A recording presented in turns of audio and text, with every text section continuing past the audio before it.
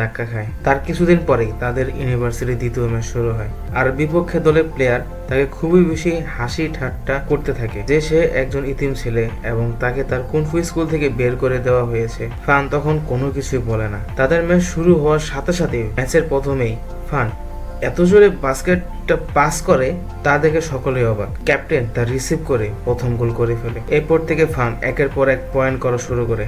তার এই ম্যাচে এতটাই দুর্দান্ত পারফরমেন্স করে যা দেখে সকলেই অবাক হয়ে যায়।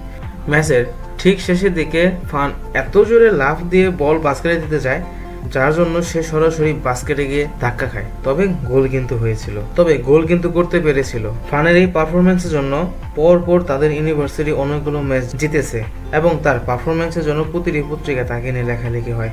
তাদের এই ম্যাচ জেতার উপলক্ষে তারা একটি পার্টির আয়োজন করে। তাদের পার্টিতে সবাই মতো প্রচুর আনন্দ করতেছিল। তখনই ফানের সাথে একটি ছেলে কথা বলতে